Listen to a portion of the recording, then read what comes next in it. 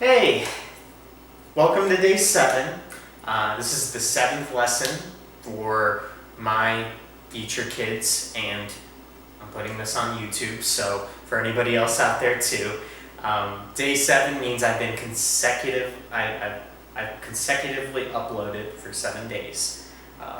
Pretty sure I didn't use that word correctly, but this is a no script, kind of off of my mind type series where I just say the lessons that I've learned now that I'm in my early 20s.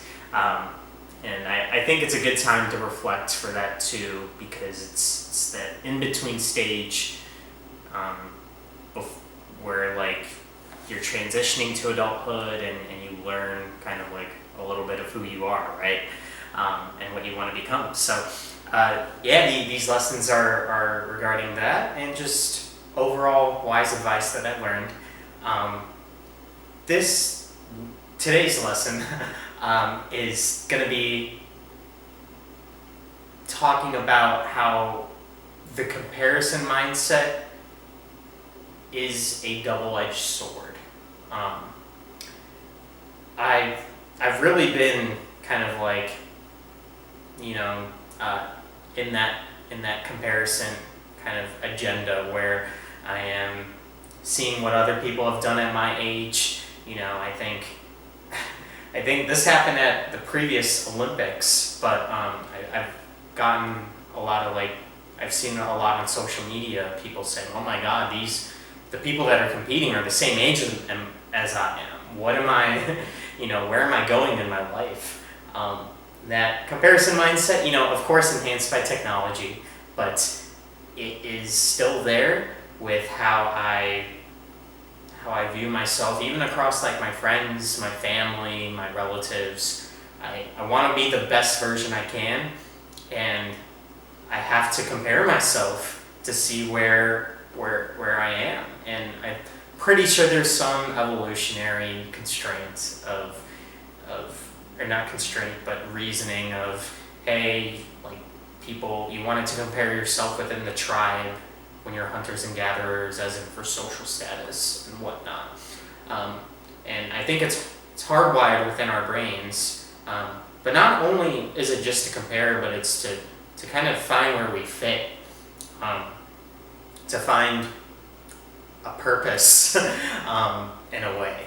And in order to do that, we need to compare ourselves. But it's tricky, the boundary you play with. I'm sure everybody has, a kid that your parents compared you to. It can be your sibling, a family friend, some other person in the middle of across the world that's doing amazing things, and you get that comparison of why can't I be doing that?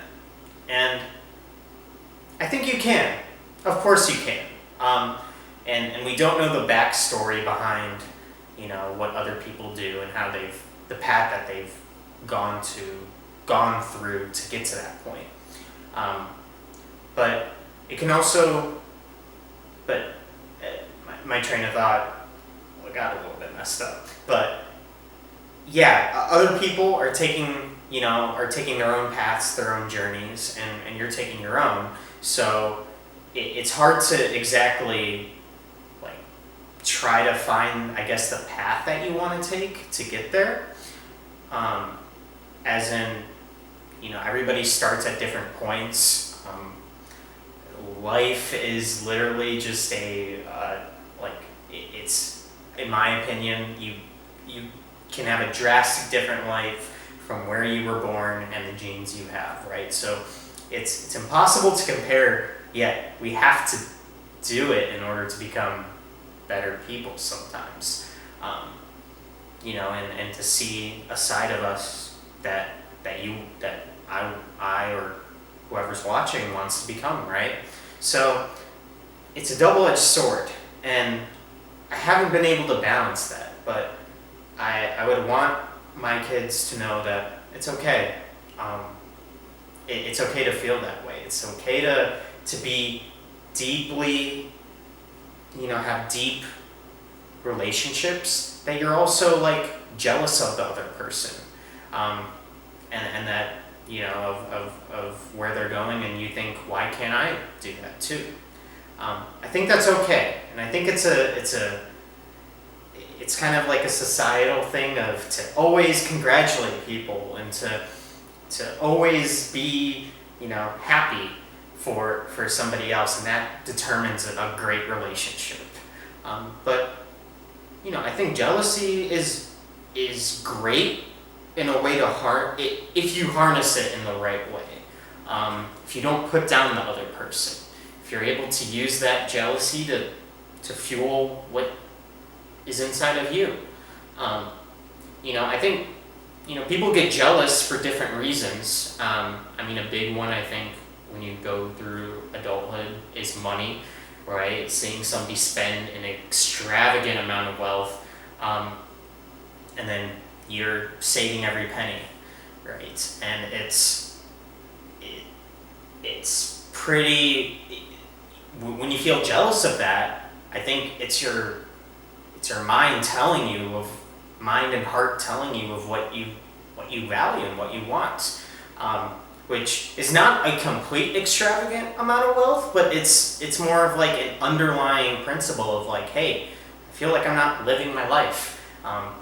That's to go with the money example. I think there's other stuff, when you see somebody who's, I know for men it's like people that are a lot more buff than you, that have looked like they worked out a lot. You're like, oh dang, like it makes me feel small, and that makes me feel jealous. And there's got to be some underlying reasoning of like, hey, I want this to fuel me. I don't want to put them down. I want to encourage them, but I want it to fuel me too, to become a better person. So that's one way of growth. I think jealousy is a way of growth. So that's why it's a double-edged sword. I think it's based on how you respond to it. I think comparison, it encourages you to be better, but it also, it's like a mirror sometimes that shows you where your faults are. So it's not bad at all. Not bad at all. A lot of people can be like, if there's one thing somebody's good at, not everybody is going to be jealous of that one thing. It's going to be certain people who want that, right? Not everybody, certain things don't make other people jealous, and people don't want that. And so everybody has their own kind of mirror that they see when they compare. It's completely unique, and it's more of a reflection, I think, on what you see. So comparison is a mirror, right? It shows the good stuff, it shows the bad stuff, and so it's you just need to handle it the right way. And I think I can go into that more in detail if they're interested in it. But I've been going through that recently, and I've had to stop and remind myself not to feel like, or not to have those emotions of complete depression, I guess, or just dwell in the sadness, right? I want it to motivate me. I want to use, this failure in a way to be better.